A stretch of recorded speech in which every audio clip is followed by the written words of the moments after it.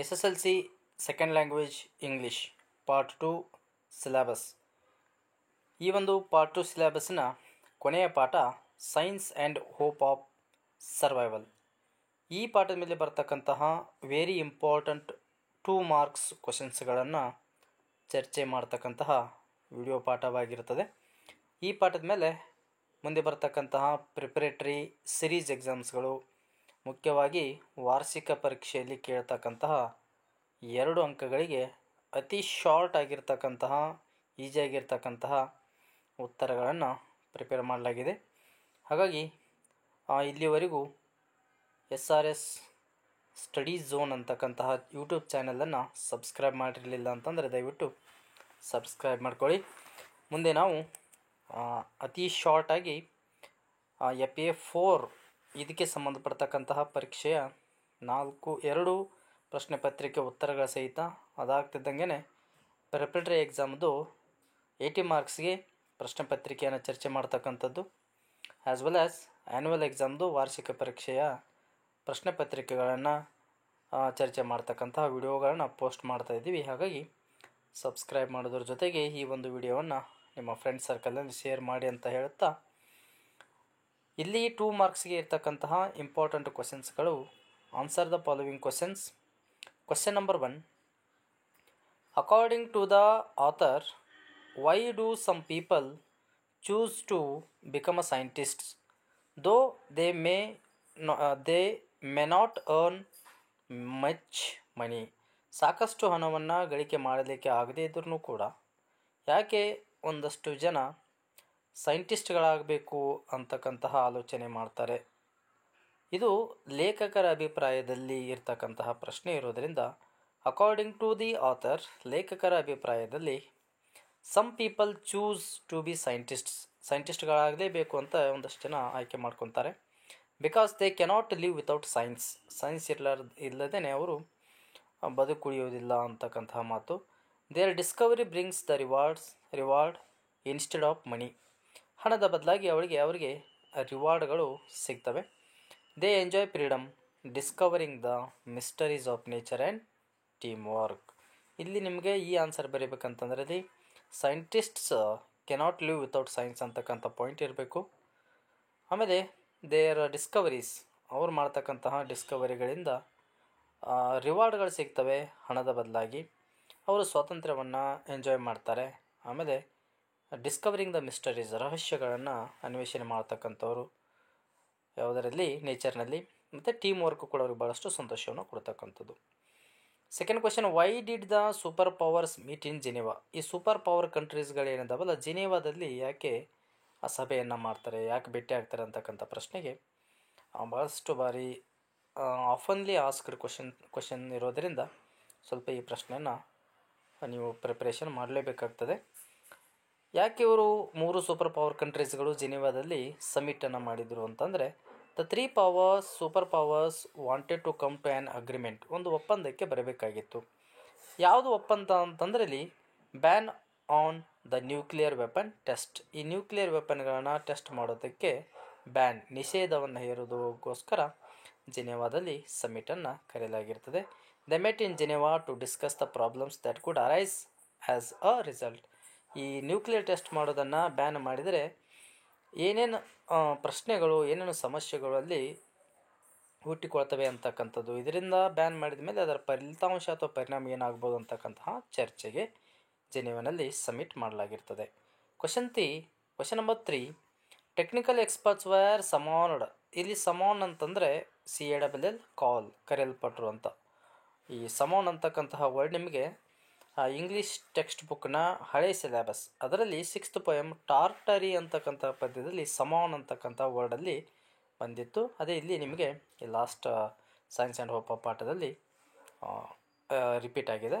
ಬೇಕಿದ್ರೆ ನೀವು ಹಳೆ ಟೆಕ್ಸ್ಟ್ ಬುಕ್ಕನ್ನು ತೆಗೆದು ನೋಡ್ಬೋದು.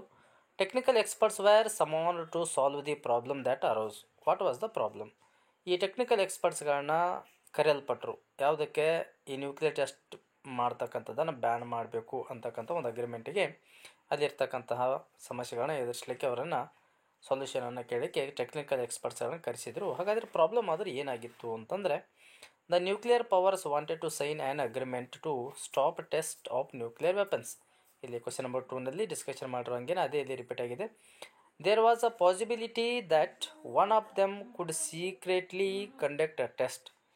Detecting the violation was the problem. ಇಲ್ಲಿ ಪ್ರಶ್ನೆ ಏನಂತಂದರೆ ಇಲ್ಲಿ ಅಗ್ರಿಮೆಂಟಿಗೆ ಸೈನ್ ಮಾಡಿದ ಮೇಲೂ ಕೂಡ ಕೆಲವೊಬ್ಬರು ಆ ಒಂದು ನಿಯಮವನ್ನು ಉಲ್ಲಂಘನೆ ಮಾಡಿದರೆ ಹೇಗೆ, ಅಂಡರ್ಗ್ರೌಂಡ್ನಲ್ಲಿ ಏನಾದರೂ ನ್ಯೂಕ್ಲಿಯರ್ ಟೆಸ್ಟ್ ಮಾಡಿದರೆ ಏನು ಮಾಡೋದು ಅಂತಕ್ಕಂತಹ ಆ ಪ್ರಾಬ್ಲಮ್ಗೆ ಸೊಲ್ಯೂಷನನ್ನು ಹುಡುಕಲಿಕ್ಕೆ ಟೆಕ್ನಿಕಲ್ ಎಕ್ಸ್ಪರ್ಟ್ಸ್ಗಳನ್ನ ಜಿನೆವಾದಲ್ಲಿ ಕರೆಸಿರ್ತಾರೆ. Question number 4, how can you prove that scientist are the most practical people in the world. ಈ ಪ್ರಶ್ನೆ ಕೂಡ ಭಾಳಷ್ಟು ಬಾರಿ 2 ಮಾರ್ಕ್ಸ್ಗೆ ಕೇಳಲ್ಪಟ್ಟಿರ್ತಕ್ಕಂತಹ ಪ್ರಶ್ನೆ. ಸೈಂಟಿಸ್ಟ್ಗಳು ಯಾವಾಗಲೂ ಪ್ರಾಕ್ಟಿಕಲ್ ಆಗಿರ್ತಕ್ಕಂತಹ ಜನರು ಅಂತಕ್ಕಂಥದ್ದು ಹೇಗೆ ಹೇಳ್ತೀರಿ ಅಂತಕ್ಕಂಥ ಪ್ರಶ್ನೆಗೆ ಭಾಳ ಬಾರಿ ಕೇಳಿದರೆ ನೀವು ಬೇಕಿದ್ರೆ ಇದನ್ನು ವೆರಿ ಇಂಪಾರ್ಟೆಂಟ್ ಅಂತಕ್ಕಂಥ ಪ್ರಶ್ನೆಯನ್ನೇ ಅಂತ ಅಂದ್ಕೊಂಡು ಓದಬೇಕಾಗ್ತದೆ. It is through the work of the scientist that we have medicines, electronics, new sources of energy, modes of transport and the green revolution. This proves that scientist are the most practical people. ಈ ಮೇಲೆ ಇರ್ತಕ್ಕಂತಹ ಒಂದಿಷ್ಟು ಪಾಯಿಂಟ್ಸ್ಗಳು ಈ ಕ್ವಶನ್ಗೆ answer ಬರಬೇಕಾದ್ರೆ ಬರಲೇಬೇಕು.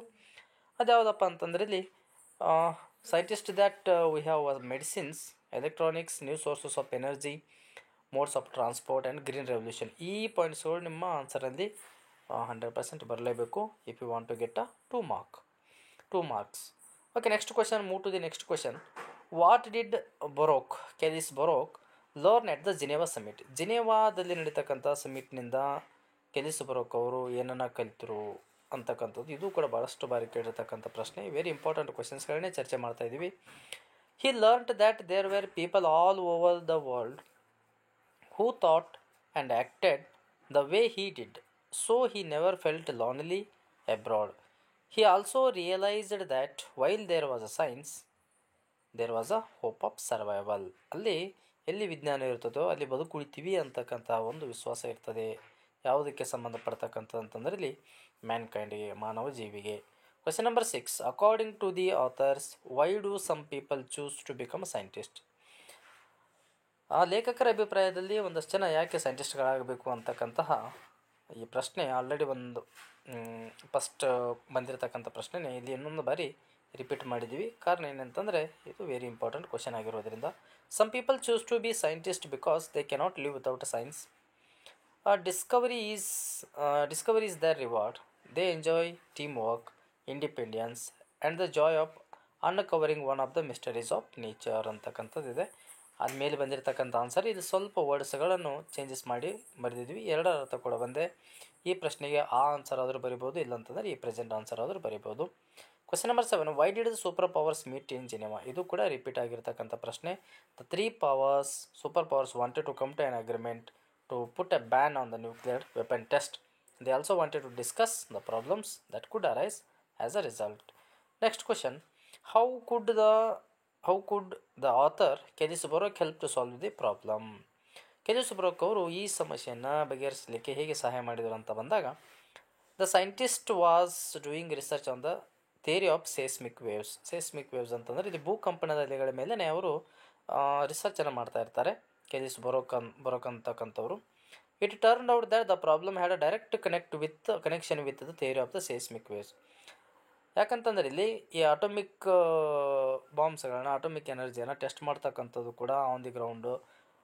ಆ ಬಾಂಬ್ಗಳನ್ನ, atomic ಎನರ್ಜಿಯನ್ನು ನಾವು ಟೆಸ್ಟ್ ಮಾಡಬೇಕಾಗಿರ್ತಕ್ಕಂಥ ಸಮಯದಲ್ಲಿ ಏನಾಗ್ತದೆ ಅಂತಂದರೆ ಭೂಮಿಯು ಕಂಪಿಸಲಿಕ್ಕೆ ಪ್ರಾರಂಭಿಸ್ತದೆ.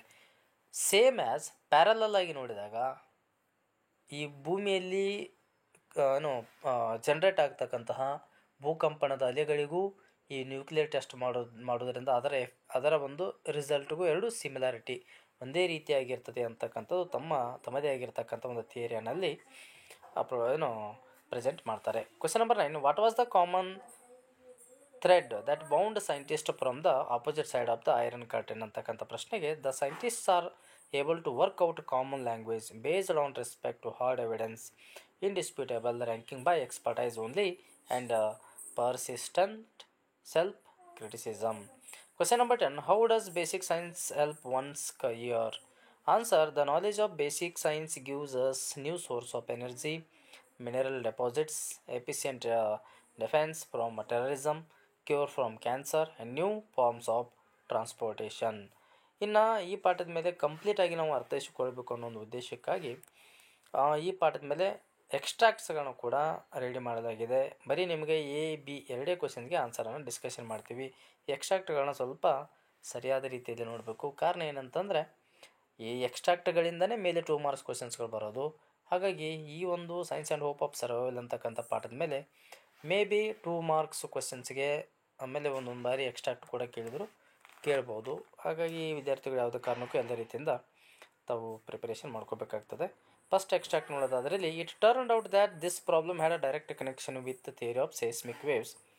Underground nuclear explosion produces the earth tremor very similar to those generated by earthquakes. ನಾನು ಅವಾಗಲೇ ಹೇಳೋರಂಗೆ ಅಂಡರ್ಗ್ರೌಂಡ್ ಏನಾದರೂ ನ್ಯೂಕ್ಲಿಯರ್ ಟೆಸ್ಟ್ ಮಾಡಿದರೆ ಅದರಿಂದ ರಿಲೀಸ್ ಆಗ್ತಕ್ಕಂತಹ ಟ್ರೆಮರ್ ಅಥವಾ ಭೂಕಂಪನದಲ್ಲಿ ಏನಿದ್ವಲ್ಲ ಅದಕ್ಕೂ ಮತ್ತು ಇವರು ರಿಸರ್ಚ್ ಮಾಡ್ತಾ ಇರ್ತಕ್ಕಂತಹ ಈ ಸೇಸ್ಮಿಕ್ ವೇವ್ಸ್ ಅಥವಾ ಭೂಕಂಪನದಲ್ಲಿಗಳು ಡೈರೆಕ್ಟ್ ಆಗಿರ್ತಕ್ಕಂತಹ ನೇರವಾಗಿರ್ತಕ್ಕಂತಹ ಸಿಮಿಲಾರಿಟಿ ಇರೋದನ್ನು ಇಲ್ಲಿ ಅವರು ನೋಡ್ಬೋದು. Question number A, when did this problem arise? ಈ ಸಮಸ್ಯೆ ಯಾವಾಗ ಹುಟ್ಕೊಳ್ತು? Answer, this problem arose during the Geneva summit. What is the problem referred here? Answer, the problem referred here is how the powers could detect the violation of agreement. In extract number 2, the 3 nuclear powers were willing to come to an agreement. Who were the 3 nuclear powers? ಹಾಗಾದರೆ 3 super power countries ಅಥವಾ 3 nuclear powers countries ಯಾವಂಥ ಪ್ರಶ್ನೆ, Soviet union, United States and United Kingdom. ಇಲ್ಲಿ United States ಅಂತಂದರೆ USA, America, United Kingdom ಅದನ್ನು ಶಾರ್ಟಾಗಿ UK ಅಂತ ಕರೀತಾರೆ. ಇನ್ನು Soviet union ಅಂತಕ್ಕಂಥದ್ದು ಆಗಿನ ಸೋವಿಯತ್ ಯೂನಿಯನ್, ಈಗ ಪ್ರೆಸೆಂಟ್ನಲ್ಲಿರ್ತಕ್ಕಂತಹ ರಷ್ಯಾ ದೇಶವನ್ನು ಸೋವಿಯತ್ ಯೂನಿಯನ್ ಅಂತ ಕರಿತೀವಿ. What was the agreement? Agreement ಆದರೆ ಏನು? The 3 nuclear powers were willing to come to an agreement putting a ban on the nuclear weapon test. ಈ ನ್ಯೂಕ್ಲಿಯರ್ ವೆಪನ್ಗಳನ್ನ ಟೆಸ್ಟ್ ಮಾಡೋದ್ರ ಮೇಲೆ ನಿಷೇಧವನ್ನು ಹೇರ್ತಕ್ಕಂಥದ್ದಕ್ಕೆ ಸಹಿ ಹಾಕ್ತಕ್ಕಂಥದ್ದು ಅಥವಾ ಒಪ್ಪಿಗೆಯನ್ನು ಸೂಚಿಸ್ತಕ್ಕಂಥದ್ದು. At the time every man and the child on the earth lived under the threat of annihilation, ಅಂದರೆ ಭಯದಲ್ಲಿನೇ ಬದುಕ್ತಕ್ಕಂತಹ ಒಂದು ವಾತಾವರಣ ಸೃಷ್ಟಿಯಾಗಿರ್ತಕ್ಕಂಥ. What caused this threat? ಹಾಗಾದರೆ ಈ ಒಂದು ಭಯಕ್ಕೆ ಏನು ಕಾರಣ ಅಂತಂದರೆ ಇಲ್ಲಿ ನ್ಯೂಕ್ಲಿಯರ್ ವೆಪನ್ಸ್ಗಳು ಅಥವಾ ನ್ಯೂಕ್ಲಿಯರ್ ಟೆಸ್ಟನ್ನು ಮಾಡ್ತಕ್ಕಂಥದ್ದು. Why did everyone live under the threat? Because each superpower nation seemed stronger than the other as far as nuclear weapons were concerned.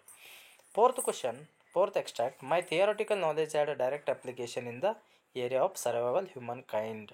Question A, in which field did the author Baruch have a theoretical knowledge? Answer, the author was doing research on the seismic waves and had a theoretical knowledge in this field. How would it have a direct application in the area of survival of humankind ಅಂತಕ್ಕಂಥ ಪ್ರಶ್ನೆಗೆ answer, underground nuclear explosion produces earth tremors like those generated by earthquakes. With his knowledge, the author would know the difference between the two. This would help in checking the violation of the nuclear test ban agreement. So ಹಂಗಾಗಿ ಇಲ್ಲಿವರೆಗೆ ನಾವು science and hope of survival ಅಂತಕ್ಕಂಥ ಪಾಠದ ಬಗ್ಗೆ ಚರ್ಚೆ ಮಾಡಿದ್ವಿ. ತಪ್ಪದೆ ಏನು ಮಾಡಬೇಕು ಅಂತಂದರೆ ಇಲ್ಲಿ ನೀವು ಹೊಸಬರಾಗಿದ್ದರೆ ನಮ್ಮ ಚಾನಲ್ನ ನೋಡ್ತಾ ಇದ್ದರೆ subscribe our SRS study zone YouTube channel for more educational videos. Thank you ಅಂತ ಹೇಳ್ತಾ ಎಲ್ಲ ವಿದ್ಯಾರ್ಥಿಗಳಿಗೆ ಧನ್ಯವಾದಗಳು.